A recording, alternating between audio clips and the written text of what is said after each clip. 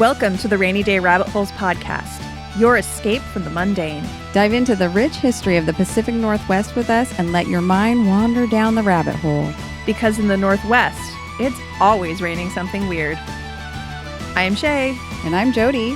Let's fall down the rabbit hole.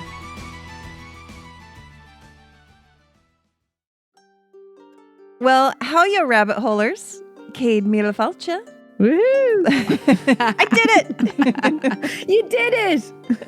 Yay me! We are thrilled to have a very special guest today, our fabulous friend Nules from Ireland Crimes and Mysteries. If you haven't listened to her podcast yet, and why haven't you? I've only been telling you about it for months. You're in for a treat. Nules has a gift for thoughtful, compassionate storytelling, with episodes that are as well researched as they are beautifully written. She starts every episode off with a beautiful description of the lovely countryside that the story is set in that just makes you want to hop on an Aer Lingus flight ASAP. And in fact, the last time we talked, Jody and I basically were ready to hop on the flight to come there and just record with you because it seemed like that was more convenient than dealing with the internet issues we had. I hear you. Yeah. But the ghosts are here too, you know. They're not just on the internet. Sorry.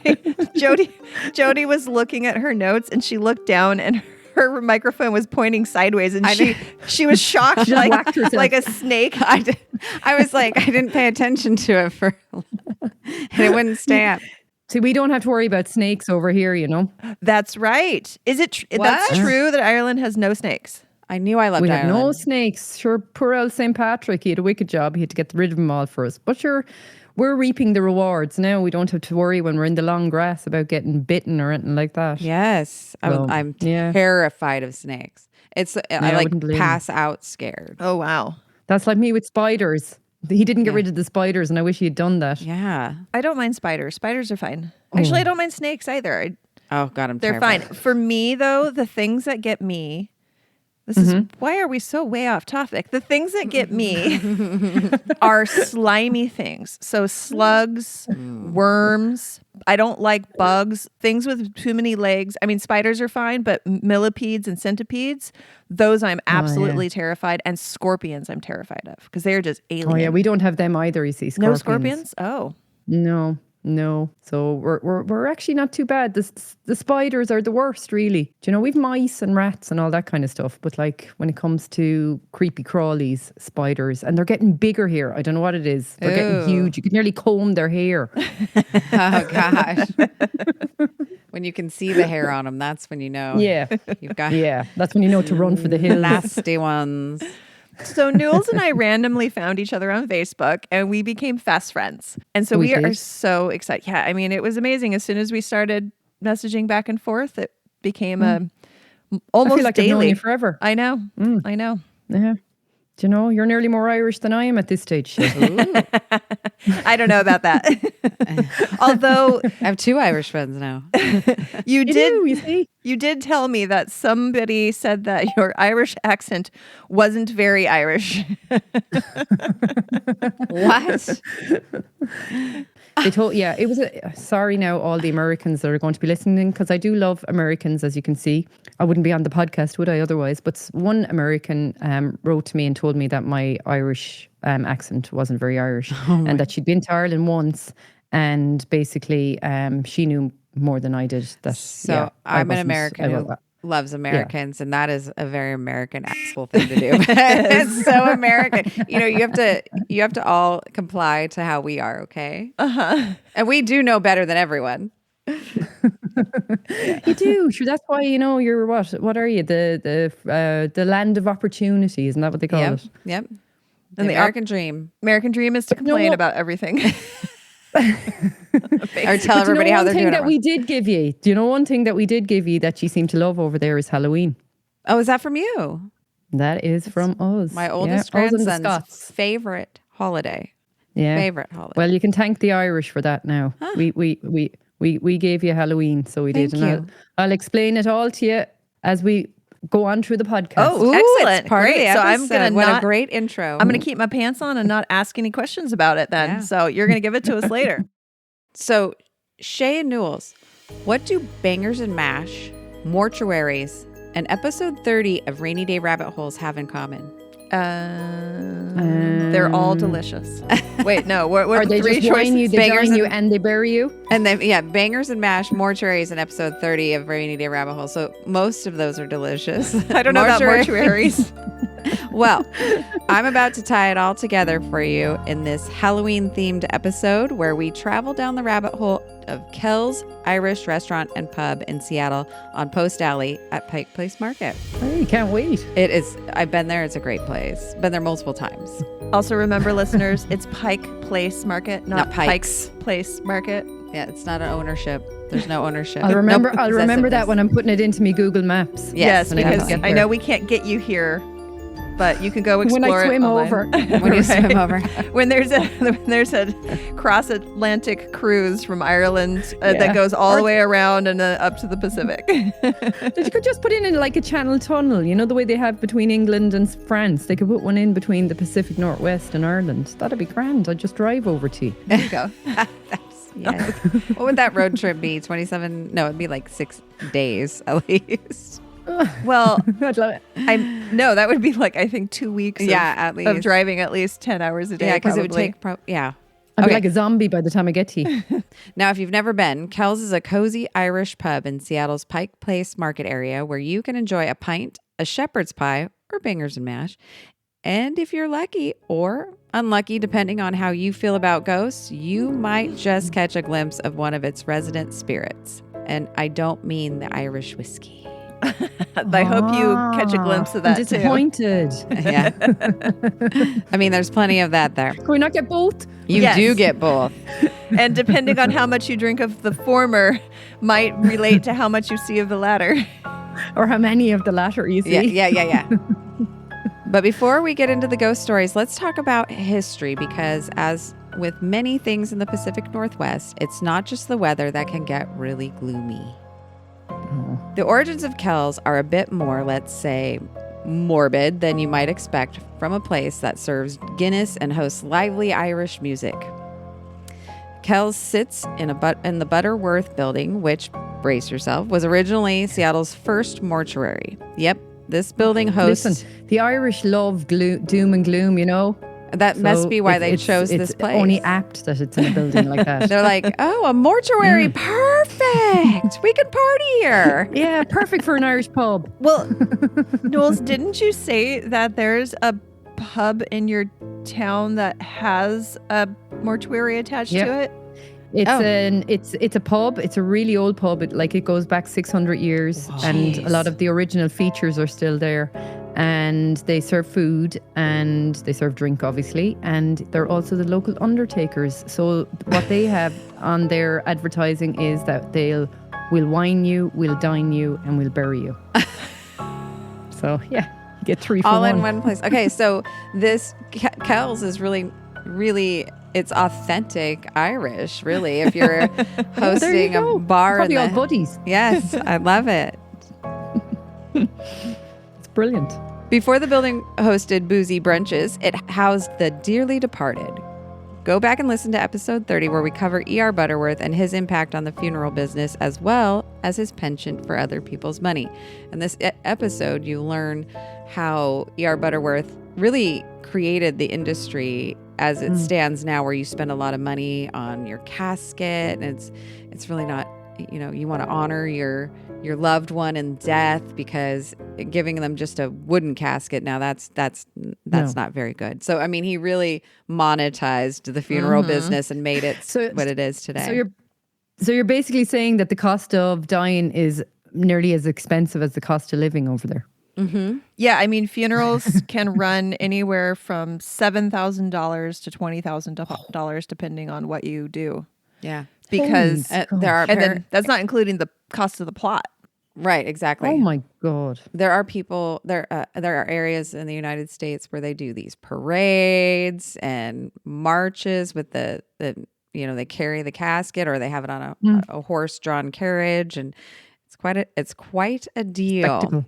It's a spectacle. Do they not do fancy caskets in Ireland? They do, yeah. But you wouldn't, well, I suppose maybe, I don't know, I wouldn't be in the range now for 20,000 quid's worth of a funeral. But I suppose you'd be talking about 6 or 7 grand, like, you know, Yeah, but it's still, for the most part over here, the whole thing is very traditional still. Like, you'd still have the wake and go to the church the following day. Then with, you know, the body would be in the house or sometimes the funeral parlour. But most country people like to bring the person home, you know what I mean? Right. So they'd be there for 2 or 3 nights, and everybody, all the neighbours bring food and drink, and you know, you're just all regaling old stories about the person, and it's nice. It's a nice kind of tradition. So they bring the actual body home. Do you prepare the body before you bring it home? I mean, they'd be embalmed. Yeah, they'd be in the coffin. Okay. I was thinking to myself, as somebody who's a nurse and seen death, it does not take long before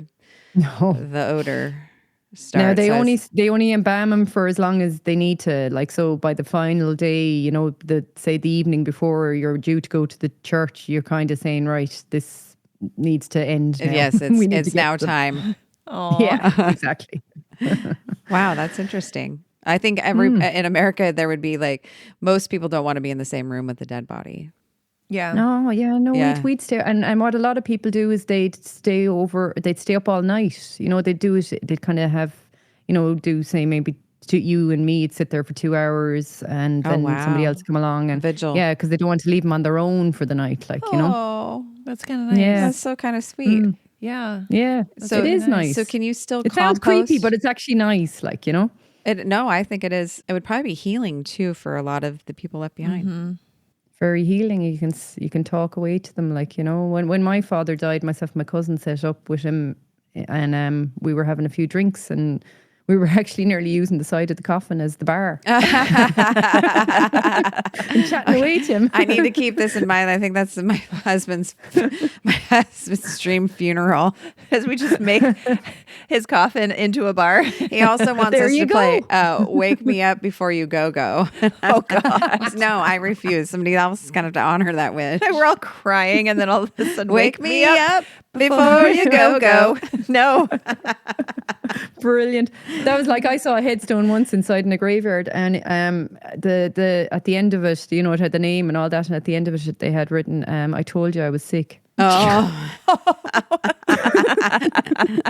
Oh, ding, ow. And you just let Somebody me die. with a sense of humor. Yeah, That's definitely. Anyway, back to Kells. Kells, okay. Yes, back to Kells. The Butterworth building was built in 1903 by E.R. Butterworth and Sons. It was a place to go if you were looking for somewhere to go permanently. The Butterworths were pioneers in the Seattle funeral industry, and the business motto that was essentially "Leave the dying to us." I made that Very up. good. I was there going, jeez, that was a good one now.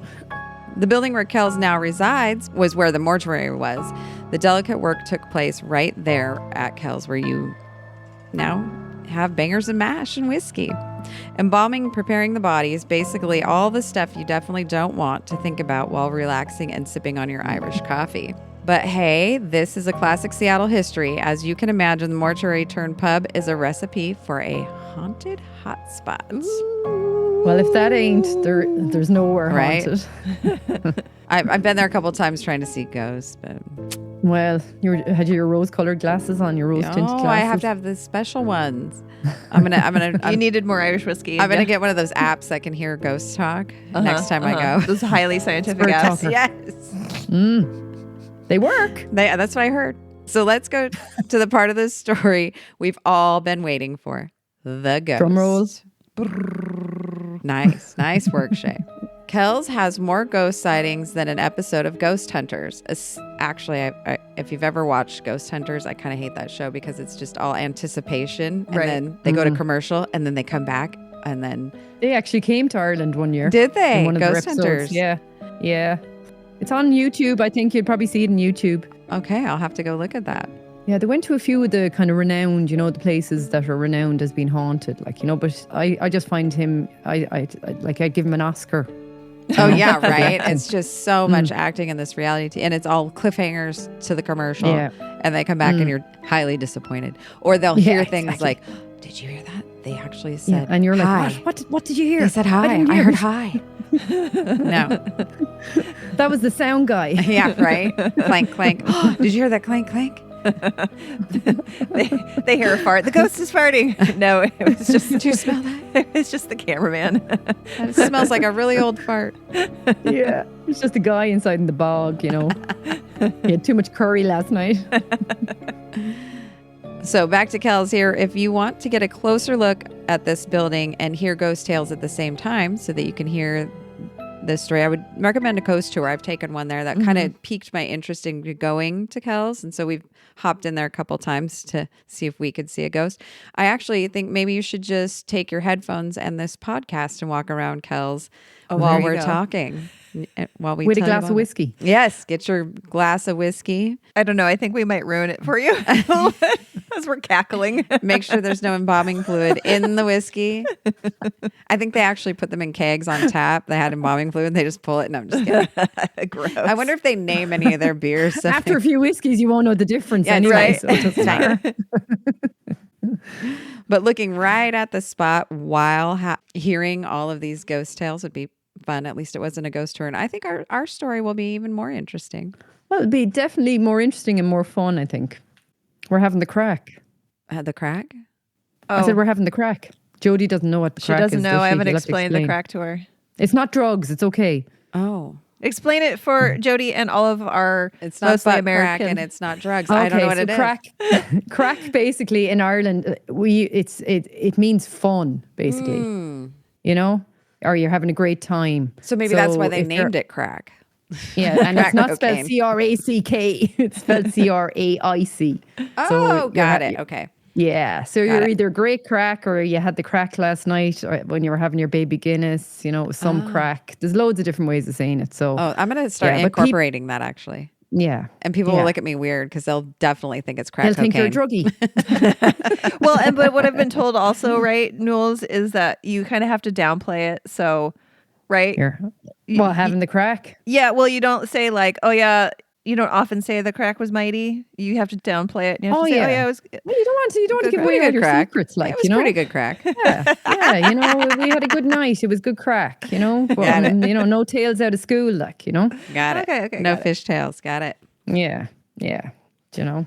All right, back to the ghosts. Over the years, patrons and staff alike have reported strange happenings, everything from eerie cold spots to objects moving on their own. One of the most famous apparitions at Kells is a little girl who's been spotted on the stairs. She's usually described as wearing old-fashioned clothing, which, of course, is Ghost 101. You have to have old-fashioned clothing. You wouldn't be wearing skinny jeans and a top, like. No, but I figure by the year 2050, that's what the ghosts will be wearing. Crop tops and mom jeans. They'll look at a picture of us and they'll be shitting themselves because they'll be going, oh my God, that's so creepy. Legend has it that she's the spirit of a child who was a client of the mortuary. People have seen her peeking around corners and standing in the front of the stairs, just chilling, as one does when they're haunting a pub. Just hanging out at the stairs. Is she old enough for a drink now? I know. You know, she's probably wrecked. Right. I wonder how old could you be to enter a pub back in the days? In the early 1900s. Probably no age Yeah, probably not. So it's fine. We don't need to card her. She's wearing period clothing, so we know she's give her she's a good to pint go. there, lads, and shut up. In her day, she was legal in the pub, so it's okay. She was legal from the day she was born, I'd say. And then there's the mysterious man in black, but not the UFO investigators we brought you in episode 33 and the Maury Island incident. This man in black is more of a silent, shadowy figure lingering by the bar.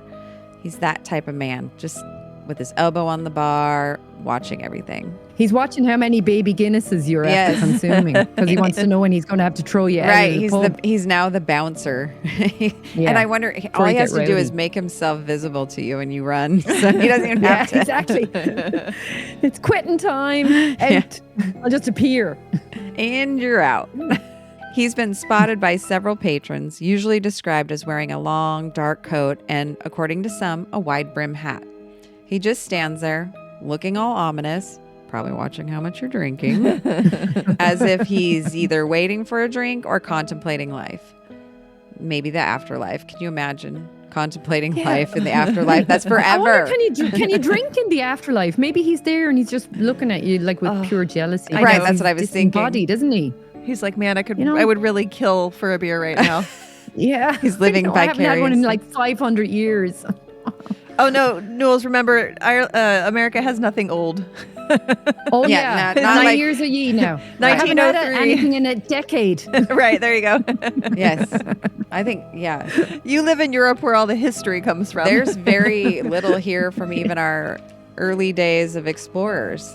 You know, like Really? yeah. I mean, on the East Coast, there's more. Obviously, West Coast is newer, but yeah, we don't I never have thought of it like that. 500-year-old castles or churches. That's just not a thing. Yeah. and 500 That's why years ago, the there was not Americans, buildings. Like, lose their shit, is it? When they come over to Ireland, they see a castle, and we're Yes. like, oh, yeah. Yeah, 100%. And over here on the West Coast, because white settlers didn't really start building anything here until the 1800s. So that's really... Stop. And the... I have a pair of shoes that are older than Right, right. It's very new over here. Yeah, and so before that, the native settlers, not settlers, the native people that were here before the indigenous people didn't build a lot of permanent structures that would stand the test of time. They're So mostly nomadic. Yeah. So they would be moving around wherever the food was at the season. yeah, so That's where they went.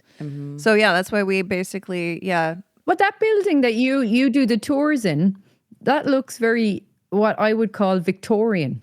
construction was started in 1890. And There you go. It was Bang on time. finished in 1906 because it spent, time empty. Yeah. Yeah, It's- because but it it's looks Victorian, what we would Right, it's consider modeled after any that. buildings over here that would have been built during the Victorian era, when Queen Yes. Victoria was. It was built in queen. a French chateau style. Yeah. We Yeah, made it's it a cool look building. old. We have a lot of things that look old. Some things that are not well taken care of, so they look extra old. Yes. That's your excuse, is it? But nothing as old as what you have over there. Although my daughter spent a summer there with her husband because they were teachers. And she's In like Ireland? Yeah, Ireland. All over Oh. Europe. They spent wandering around with a backpack. And she's like, I don't ever want to see another castle. That's what I'm going to say. Everywhere I that's the go, way old we are. churches and castles. It's all over Europe. And then, Rome, then you go to Rome and everything is even older than anywhere else, Yeah. Yeah, she got to do that. Lucky Oh, girl. that's cool. All right, back to the story. And then there was the sudden, unexplainable gusts of cold. This is commonly reported with the staff at Kells. People report feeling an icy chill out of nowhere. No draft, no open door, no window. Just a cold spot that leaves hairs on the back of your neck standing up. It's like nature's version of ghosts tapping on your shoulder, or even more ominous. There you go. I knew you'd come in for me. Well, like they say that, don't they, when you feel a cold spot that, it can be a Very sign common, of spirit present. very common report when ghost hunting.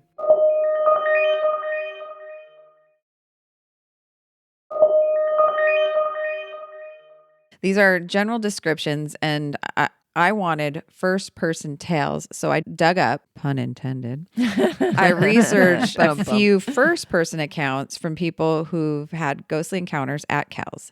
Let's start with this one from an anonymous bartender, who I like to call Bartender Bill, for dramatic effect. Good name. Like the alliteration. So here, I'm going to read this in a spooky voice for you. One night, after closing, I was cleaning up when I heard footsteps behind me. I turned around and no one was there. I went back to sweeping, thinking maybe it was just another sound in the building. Maybe it was settling. But then I heard it again. Clear as day. The sound of shoes walking on the hardwood, creaky floor. When I turned around this time, I saw a shadowy figure move out of the corner of my eye. It disappeared into the wall like smoke. I finished sweeping at a record speed, and that night made sure that the door was locked tight when I left, which I think is funny because I just think fair play to him for actually finishing the sweeping. Yeah. That is a good employee. I'm telling you, he's dedicated. Right. Well, Bartender Bill, I don't blame you for hustling out of there. If a ghost was trying to give you a performance review of your sweeping technique, there wouldn't even be hinges on the door. No, out. Especially if I saw it. Like, if I saw it. That'd be the moment Jody was like, that's real and I'm out. Man. Screw this job. I can go find a bartending job More anywhere. bravado. We'll But sweep if in the I morning. see in the daylight hours. And then there's Samantha, a Kells regular, who shared this spine-tingling tale. I was sitting at a booth with some friends, just enjoying a pint, when I felt someone brush against my arm. I looked up, thinking it was my friend squeezing past me to go to the bathroom, but no one was there. I shrugged it off, but a few minutes later, my glass slid across the table on its own. It wasn't fast, just slow, deliberate, like someone or something was pushing it. Wow. I know. Oh my God. Okay, if that happened to me, I would be like, okay, now I'm a believer. Right. If it's just you're sitting there and all of a sudden your glass just slowly slides across the table, like you look under the table, see if there's some sort of weird like trick thing, and Somebody then set it up. Yeah. Do you know what I'd be thinking? I'd be kind of going, how many have I actually had? Because now I'm starting to see things. Right, that's the problem with the ghost tales from Kells. How long were you there first? Right. I hear regular and I think Were alcoholic. you outside the door when it opened, when it actually opened this morning, Right. waiting to go in? And then I actually got my husband and I got firsthand accounts from, well, I guess they're secondhand accounts if I'm telling you. I don't know. How does that work? We actually They were firsthand to you. We spoke to the bartender there and asked questions about the ghost sightings. Oh, go on. I haven't been there in a few years, and this was midday on a weekday when we were there. We were the only ones in there at the bar with the bartender. He was kind of opening up. And we asked him if he'd seen any hauntings because we'd heard about it. And he was very quick to say, oh, yes, I have. And he didn't care if he sounded crazy because it was true. He saw it with his own eyes. And he said that the building, he never was in the building alone because of it, because of his experiences. He always makes sure they has somebody else with him. And he said he has seen figure in the stairway multiple times. Now, he described it, instead of the little girl in the stairway, he said it was the man in black in the stairway. Well, he probably moves around. He probably doesn't stay at the bar the whole time. Oh, that would be boring. Wherever you you spend want. your Right. afterlife just leaning against a bar. I don't know. I'm pretty sure that's where my husband wants to go. Let's make sure your husband dies in a bar so he can just stay there for eternity. You'll be after so many baby Guinnesses, you won't even notice, so it doesn't matter. Yeah, when your husband's on his deathbed, let's roll that deathbed into a bar. Yeah, I definitely have to have his funeral like at some dive bar. We'll have a proper Irish wake for him. Yes. Do. Except for the embalming and being with him for 3 days. I don't know if I could do that as his wife. You would. I tell you, you'll be happy out. You'll be having the few jars and you'll be chatting away, having the crack with your friends, and you won't even realize you're at a funeral anymore. Yeah, that's exactly, I think, his dream. And then play, of course, wake me up. All right. Well, I refuse. If we have a proper Irish wake for him, we'll all eventually be drunk enough where it's appropriate. Your poor husband doesn't realize we're talking about his impending doom. Oh, well, we talk about his small nipples. He listens every Wednesday, so this is when he texts. So he works nights, and so he's listening. As soon as it drops on at midnight or whatever, he'll be listening, and I'll get texts in the morning. That's how he found out that Jody was getting cats. He's like, It's so from we're the getting a cat. Small nipples. So he texts me. He's like, I hear we're getting some cats from your podcast. What gives? Yeah, he knows. He's It's a good way to tell him, you didn't have to be face to face and run then. Exactly. Oh, okay. So I'm going to do it here. Rich, we're getting a dog. Oh, Yay! Dropping it on I the love Pete. dogs. We're dropping it on the podcast here first. Rich, he doesn't listen. Is no, the I was going to problem. say that's not going to work. Rich, you're getting a dog. Thank you. For you. Just play that in the car. Just those words. Just have Put me on a loop. Nules. Just put me on a loop. Yes. Yes. Rich, we're getting a dog in Nules' voice. He can't even, Yeah. he can't, with the accent and everything, there's no way he's going to go for it. He'll agree just because of that. Exactly. How can he not? So Kells is actually a series of rooms. I imagine that there were various rooms to prepare bodies. And so the restaurant itself is also a series of rooms. You may be in one room with the live music and the bar, and then there's an area that's mostly just restaurant. So there's various areas in this building where you can experience a ghost. And one area they have not been able to open because by morning, alcohol is no longer on the shelves. but broken and spilled all over the floor. Ooh. Furniture is moved or broken. Whoa. By the time they come in.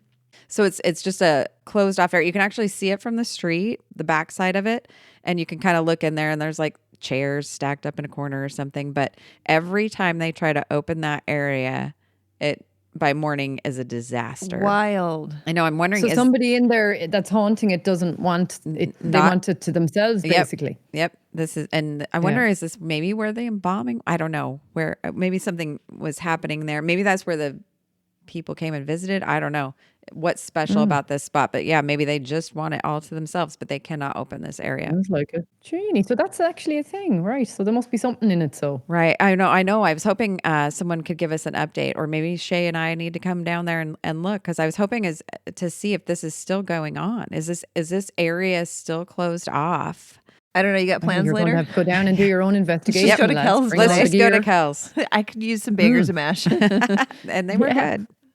So anyone can report back, or maybe we'll report back to you. But I'm very curious, because it was when we had gone to the ghost tour, that's what they explained to us, is why that area was closed from all the hauntings and disaster that would happen. So I'm curious if that's still the case, or maybe they've been able to cast away the ghosts.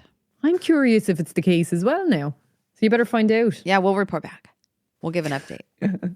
Kells is a great place to eat while you're in Seattle. The pub was founded in 1983 by the McAleese family and offers an Irish experience in Seattle. Is McAleese, is that an Irish name, Nules? It is. Okay, that's what I was thinking. Kind of more Northern Irish. We had a president, McAleese. Our second female president of Ireland was Mary McAleese. Oh, I'm ashamed right now. You've already had two. Yeah. Yeah, we've had two. This is a farm-to-table operation, actually, with fresh produce, meats, and seafoods sourced locally through the Kells family farm. Okay, so now lovely. Nules is going to help me with this. The farm is called the Farm. It's Feirme. Well, no, what the farm or the FARM? Farm. Okay, well they have it written as FEIRME. You're talking about the Irish of yes, it, is it? The Irish version. Oh, sorry. Yes. I thought that you just didn't know how to spell farm. Oh. No, how would you pronounce it? Firm.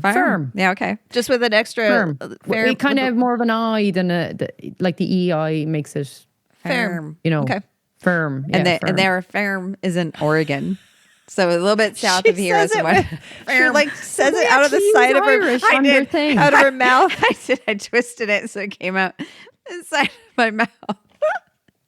Okay. This is why I only speak one language. It's hard. I'm just kidding. And I can totally understand why. In Irish tradition, they have one of the largest whiskey collections in the city and their own Kells beers. They have live music, which my husband and I have actually stayed for twice. And the music was great. It's traditional Irish music. Warning, this is a very popular event and is very crowded in Kells when they have their live music. I can imagine. I've always wanted to go on St. Patrick's Day, but it's crowded. I probably wouldn't get in there. I'd probably be rammed on St. That's Patrick's just too Day. many people for me. Too many people for me. Yeah, I like a seat. There would be no way. Yeah. We're at that age now, you know. So if we have any listeners who have been to Kells on St. Patty's Day or go next year, report back. I'm always curious. Is it worth the effort to go down there with all those people? Maybe if you get in here early. Maybe if you are that person that's standing outside the door when it opens, you'll get stay your seat. all night. I'll stay from 10 a.m. to 10 a.m. Yeah, there you go. Now I know what you're thinking. Could all of this just be a result of too many Jameson and Gingers? Maybe. But for those who believe in the supernatural, Kells is one of Seattle's most haunted hotspots. Between the building's history and as a mortuary and the countless ghost sightings, it's safe to say that this pub is home to more than just the happy hour regulars. Next time you visit Pike Place Market in Seattle, not Pike's Place, but Pike Place Market in Seattle, why not swing by Kells for a pint? Maybe you'll make some new friends, living or otherwise. Just be sure to keep an eye on your drink. You never know when one of Kells' friendly ghosts might try to steal a sip. Ooh. And I was going to say, well, you know, if you had your dead friends there, your spirit friends, it would be a cheap night out for you. Oh yeah, that's a good idea. We could invite all the people we know that have gone lads? before us. Anyone want to around? Perfect. Oh, sorry, you can't drink, of course. I'll take yours. I'll just have one if that's okay. Well, thank you, Jody. That was excellent. That was brilliant. That was really interesting. I really enjoyed that. I felt like you were talking about an actual Irish pub in Ireland. It is almost. I mean, it's an Irish pub that's not in Ireland's Irish family. No. It's in a mortuary, just very Irish. Yeah, and we have a place in Ireland called Kells. So oh wow, maybe that's where the McAleese family originated from and called their pub over there after their old homestead. There you go. Well, when Jody and I visit, we will make sure to send you lots of pictures. Maybe we'll do a little video in there. Yeah, I think we have to. Absolutely. Go to Kells. I'll kill you if you don't. Actually, scrap that out now we'll as well, because I do not want to be responsible. If one of those ghosts kills us, Yeah, you'll go, it's on the podcast. She said she'd kill me. she's put a curse on us, an Irish curse. They're real from over there. Telling you, from all the way over here to you. Well, before we move on to hear some spooky Irish history, let's take a little break for some spooky ads. Ooh. Very atmospheric. Is that the wind outside from the storm, or is that you? Definitely the storm.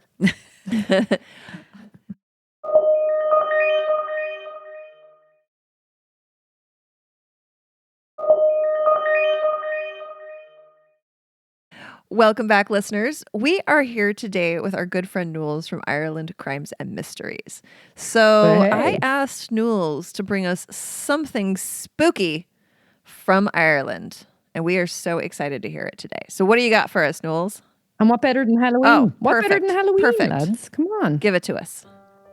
Did you know, you love Halloween over there, don't you? We love Halloween. It's a big over thing. here. You know, Halloween decorations start showing up in the stores at the end of August. Stop. Are you Serious. serious? Decorations go up in September. Yep. Actually, Ever- yeah, I would think it's beginning of August. I started seeing Halloween decorations in Costco. That's when I got my pillow. Are you serious? Serious. You're still in your shorts and t-shirts. Yep. It wouldn't be very atmospheric, would it? And you're like sweating, but you're still making chili. and carving out pumpkins. Yep. But anyway, you love Halloween over there, as I was just saying. So, did you know where Halloween comes from? Do you know the history behind it? No, you've told me it originated in Ireland, but that's as far as my knowledge goes. It's a very Gaelic kind of festival, I suppose, is what you call it. So Ireland and Scotland, obviously, are the Gaelic Celts countries. So it kind of originates between those two countries. But from an Irish point of view, it was a pagan celebration, and it's over 2,000 years old. Oh, wow. And yeah, and it was called Samhain. So basically Samhain, and Samhain literally translates to summer's end from Irish. Okay, so the last day of October was summer's end over here, and there would be a big festival to celebrate saving the harvest and having enough food for the winter. So they'd light their bonfires and there'd be a celebration basically. And because we're all into pushogery here and, you know, into the fairies and all that kind of stuff and love a good ghost story, the people from back then basically believed that Samhain was also, because it was the last day of the summer and the 1st of November would be All Saints month because we're a Christian country. Okay. It would be All Saints month. November is All Saints. So 31st of October going into the 1st of November, it was always thought that the veil between the living and the dead was at its thinnest, so that the dead could pass freely into the living world.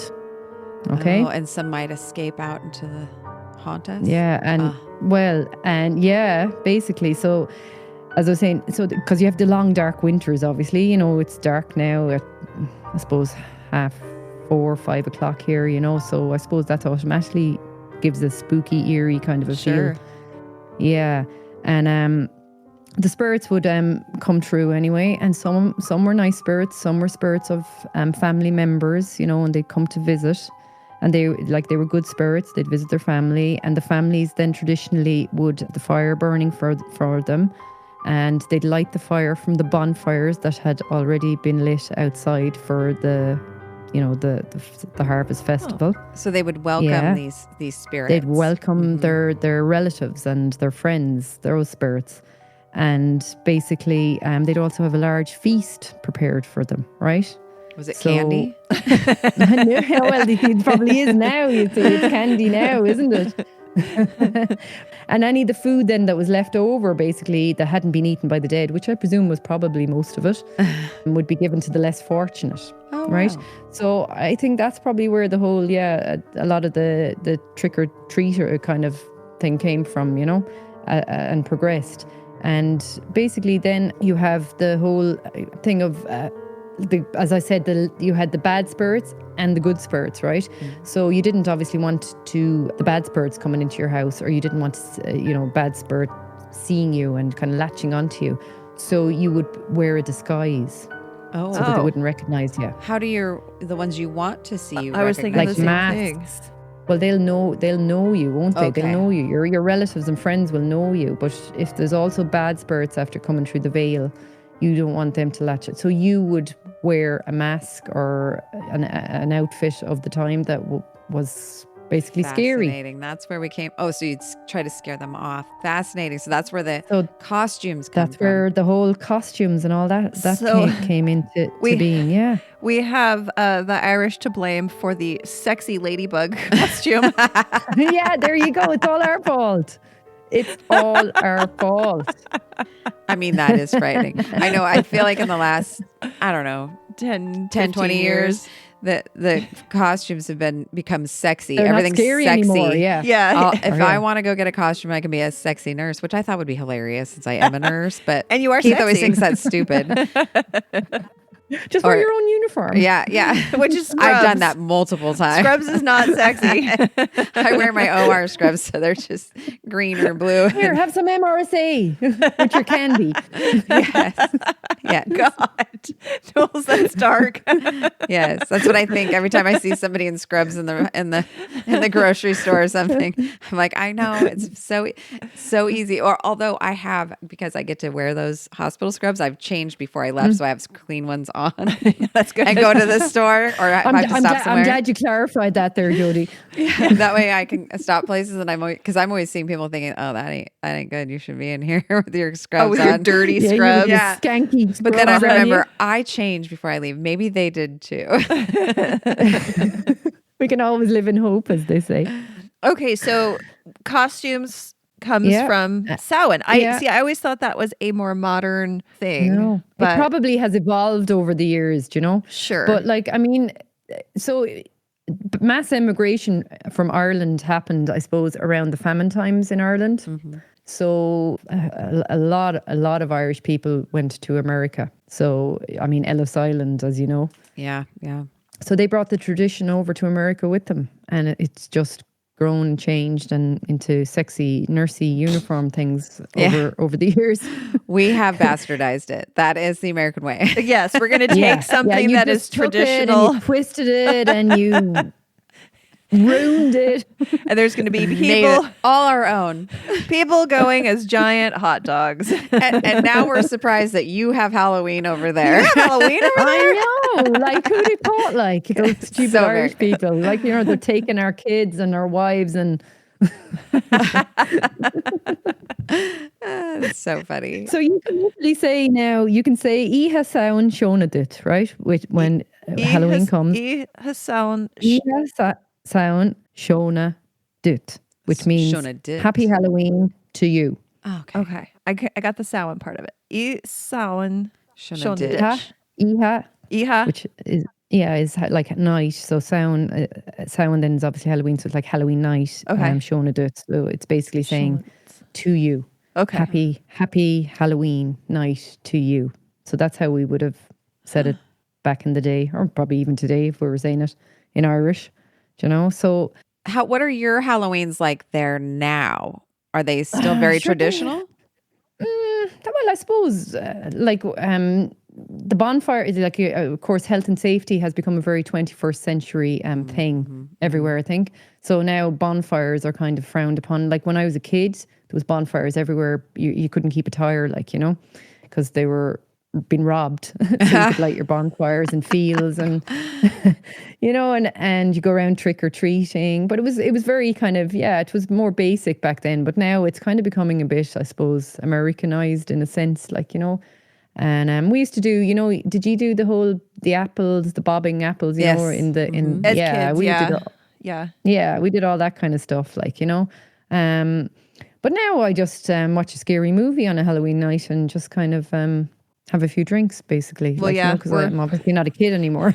We're old now, and we don't want to be out past dark because it's hard to drive in the dark. And plus, I'm afraid of all the spirits. I don't want any of them latching onto me. Also, October is spider season, so don't I know it? I can tell you. I take them out with my face almost daily in my work. Oh, stop! Oh God! When I'm walking around a house measuring right now, I'm basically doing karate chops in the air in front of me to clear the spider webs, but I will almost every day fully take one out with my face. And so then I would not be able to that. I would not be able to that. I'm out in the yard shaking my hair out and jumping around trying to get the spider off of me. I'm sure the homeowner looks out at me and thinks I'm just crazy. Oh my God. A crazy cat lady with spider. That's me. That's what I'm going as this year. All of a sudden she breaks out in this crazy move where she's trying to karate chop and shake the spider out of my hair. It's part of her costume. What are you doing? Clearing the spider webs. Some of your moves. Well, I was going to say, I have actually heard of Samhain because of TV. So there's this show called Bodkin, which has Will Fortier in it. And it's actually a really good show because it's about a podcaster that goes over to Ireland to try to talk to the people of this town, Bodkin, about the disappearance of a couple of people that happened 20 years earlier on Samhain. And so, it takes place. Oh, you did see it? Yeah. It's really good. I thought it was fun. Yeah, it is. It's brilliant. And I think it was on Netflix, wasn't it? Yes, it is on Netflix. It's definitely worth a watch. As a podcaster, I really appreciated how they kind of made fun of podcasters a little bit. Yeah, and as a true crime podcaster, I did too. I can tell you. I was like, am I like that? I love it when he knocks on the woman's door and she opens it and she goes, "Oh, you're the podcasters?" "Yes." And she just slams the door in his face. Not interested. Have a nice day. Anybody out over there now, I definitely would watch it because it's very funny. And it kind of has a black sense of humor like the Irish, the kind of, we're very good at taking the mick out of ourselves. Do you know what I mean? So we expect when we take the mick out of other people that they'll understand that it's just a bit of fun. But a lot of people look at you kind of funny going, "What are you saying? Why are you being so mean? Why are you being so mean?" Yeah, I know. I think I must have some Irish in me. Yes. I'm pretty funny. I was going to say, I think that's how we get on so well, because we can take the mick and we understand that's all we're doing. Jody regularly takes the piss out of me. Yeah. So my kids call it, say if she's not verbally shaming or verbally assaulting you, then she doesn't love you. You'd be getting worried. Why isn't she be nice to me? You have no idea how nice she's being. But come here, the other thing I wanted to say to you is about Halloween is ye carve out your pumpkins. I think I said it there earlier, don't you? Do you know where that comes from Ireland too? But it wasn't pumpkins per se. It started off here as turnips. We used to carve out the turnip. That was how the whole tradition started. You've heard of jack-o'-lantern, haven't you? Yeah. Yes. Mm-hmm. Yeah. You know the story behind jack-o'-lantern. No. That's tell me. Yeah, so basically Jack-o'-lantern, he was known as Stingy Jack. This is going back now, back in the day, right? But he was probably friends with your guy at the bar, that was popping up the bar. So this guy called Stingy Jack was in the pub one day and the devil walked in, right? He invited the devil then over for a drink with him. But Jack, being stingy, didn't want to pay for the drink. So he convinced the devil to turn himself into a coin. Right? And he said that, so he said, and he'd use the coin to pay for the drink, but instead of paying for the drink with the coin, he pocketed the coin. Oh. Right? Yeah, and he kept it close then to a silver cross in his house to prevent the devil from taking shape again. Right? Oh, so he eventually freed the devil under the condition that he would not bother Jack for 1 year. And that should Jack die, he would not claim his soul, that the devil wouldn't claim his soul, right? So the next year, Jack again tricked the devil into climbing into a tree for a piece of fruit. While he was up the tree, Jack carved a cross, the sign of the cross, into the tree bark so that the devil could not come down until the devil promised Jack not to bother him for 10 more years. Soon after, Jack died. Sorry to break the bad news to you lads, but he died. And as the legend goes, God would not allow such an unsavoury figure into heaven, that being Jack. And the devil, upset by how much trickery Jack had played on him, and keeping his word not to claim his soul, would not allow Jack into hell.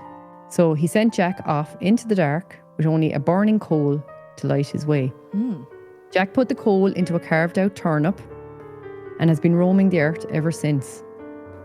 And that's how the Irish began to refer to this ghostly figure as Jack O'Lantern. And simply then, he became Jack O'Lantern. So that's where that story came from.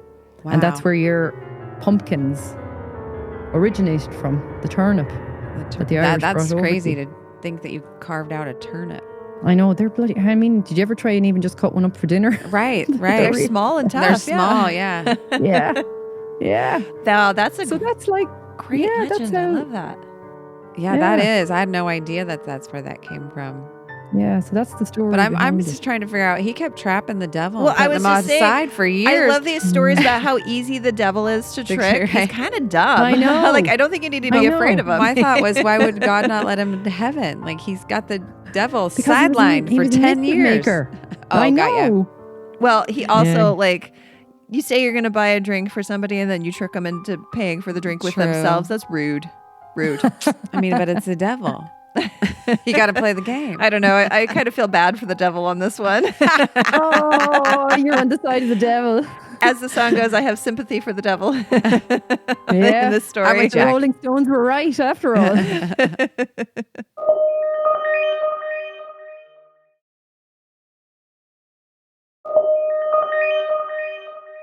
Well, like, you know all about the fairies and all that kind of stuff and the over there. Changelings.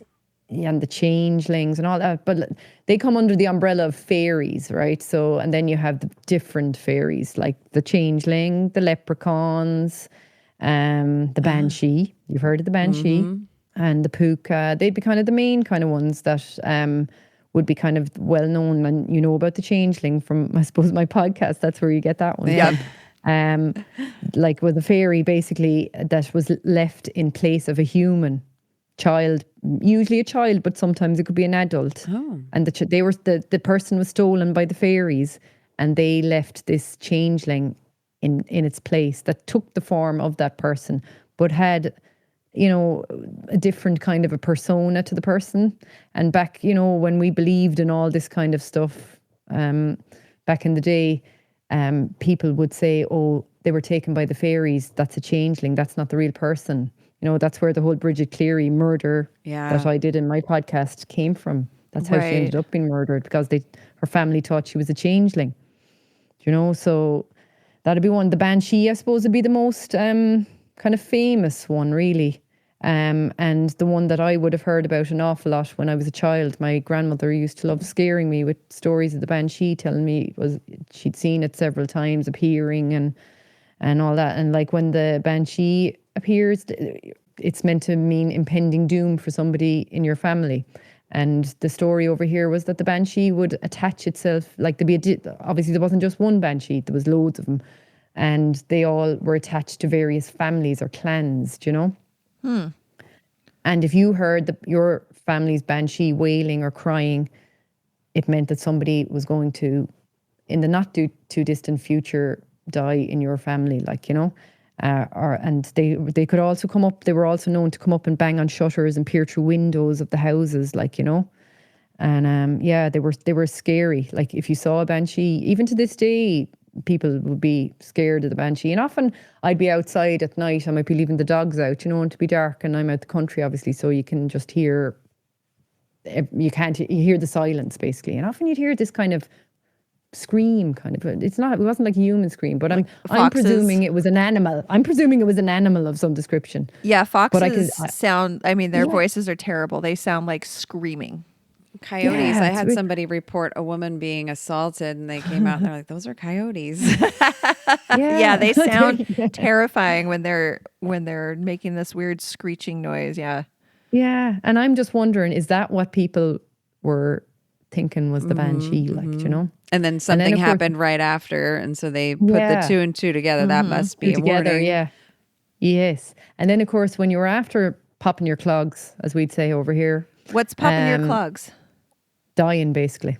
Oh, whoa. So that is also my new term. You fall over and your clogs pop up off of your feet. Is that the idea? Yeah, you just say they pop their clogs. Yeah. Oh, they're after dying. My God. That's my one for you. Favorite. Jody's dying over here. She just collapsed on the couch. When you're after popping your clogs. Mary down the road there popped her clogs last night. Oh my God, God love her. God rest her soul. Yeah. Oh my God. That's it. Yeah. Please, when I die, somebody's definitely popping her clogs. Put it on your headstone. Yeah. Oh, you're not going to have one. Oh, no, I want to have a headstone. You'll probably be the only two that'll know what it means over there. Yeah, that's what's going to make it so funny. It's an inside joke. And then I'm going to put a recipe on the back of my headstone. I love it so much when old ladies will have their famous cookie recipe engraved onto their headstone. It's about my favorite thing in the world. Like, if you're going to have a headstone, use it for something good. Absolutely. Pass on the love to somebody else. Before Shay popped her clog, she liked to make this. Yeah, it's my famous pumpkin chili recipe. Yeah. That sounds that's lovely, funny. actually, pumpkin chili. So I have a question you brought up leprechauns. So here in America, we have I think, very different idea of what a leprechaun is, because we've done what Americans do and we've bastardized it and turned it into a jolly green little person that has a pot of gold and everybody's chasing after the pot of gold. He's wearing green. I don't think he is green, right? Right, exactly. Wearing green suit, velvet suit. It's not, what's his name from... What you call the that Lucky film? Charms? Shrek. Oh, Shrek. Oh no, he's not an ogre. No, he's the Lucky Charms guy, and that's what people think of when they think leprechaun over here. But I've heard that it is much darker. Well, he's a kind of a mischievous character, I suppose. Yeah. They're mischievous creatures. They're not dark in the sense that they're evil or anything like that. They would have been known to be like shoemakers and that, and they loved their Irish music and all that kind of stuff, And they were meant to be small little. They were known as the little people. That's what they'd call them over here. The leprechauns were the little people. They'd have their little beards and all that. And if you caught one, they'd have to grant you 3 wishes, for freedom. So, I suppose the idea is the same, and the pot of gold idea, you see, it's not an idea, that was part and parcel of it, but the whole idea behind the pot of gold at the end of the rainbow was because the leprechauns didn't particularly like humans and they didn't want us to get our hands on their gold.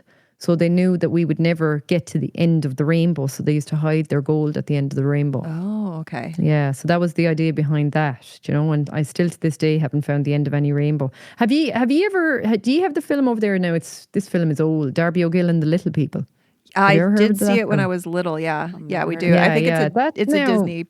Yeah, movie. Yeah. It is kind of Americanized a bit, but the whole idea of that's kind of what the leprechauns were meant to have been like, that we would have had the idea of as well. So, but they're all under the fairy umbrella, they'd be part of the fairy family, the leprechauns and the banshee. It's just they're all different types, if you know what I mean. Some are good, some are bad. The puka then it would be, which literally translates to spirit from Irish, and they would have been a kind of a mix of bad and good. They were like shapeshifters, I suppose is what you call them in modern terms, because they could take the form of a black horse. So they always had to be a black animal, black horse, black dog, crow, all that kind of stuff, and they were shape-shifting fairies, and they were also mischievous, but could be good as well, because they'd play pranks on humans. That's what they like to do. They like to play pranks on you. But they'd also, if you were lost as a traveller back in the day, they'd also help you find your way home. Do you know? And they were known to protect animals. So a puka was a kind of a 50-50, you know, depended on what day you got them or what side of the bed he got out on. Right, how they felt about you. Were you with someone to save, or were you someone? Yeah. Yeah, exactly. And then, of course, you had, you all have the headless horseman over there and that. Yeah. Mm-hmm. Yeah, well, the headless horseman then comes from the whole, the death coach, as we used to call it here. So your banshees after coming and telling you that you're going to die, and then you die. So then the death coach, or what we would call the coach de bar in Irish, literally translates to death coach, would come and collect you. And once the death coach would leave from its, you know, from where it started out, it could not return without an occupant in the carriage. And it was driven by the headless horseman. Oh. And that would rock up outside your front door, and you have to get in. Oh, wow. You're Spanish, obviously. And they take you back to wherever you're going. So, great unknown. Most of our Halloween scary stuff Halloween obviously comes from Ireland, but then, we've really kept some of these traditions going or changed them up a bit, but they're definitely all still here. Yeah. Yeah. Thousands of years. I love it. Okay, I love Halloween, so it's nice to know that it's a good Irish tradition. Yeah. I'm in. It is. Yeah, now you know why you love it, Shay. Yes, it's because of the Irish blood that runs through my veins. Look, Exactly, watch out. Watch, I'll do a DNA test and it actually will turn out I'm German. I can see that. You should. I'm pretty much British. You're British, are you? Yeah, when I got my DNA, I was stunned. It was like 75% British, and I thought that Had you any Irish in you at all? No, I don't recall that. Is Keith Irish at all? You're Irish and Scottish. You're one of the few or Americans that have no Irish in them. I don't know. Occasionally, Jody has some Irish in her. A couple times a week, Jody's got some Irish in her. Okay. Good for She's you, Jody. So bad. Trust you to bring it down to the base. That's me. I'm going to Americanize this. I'm going to put ketchup and mustard all over it.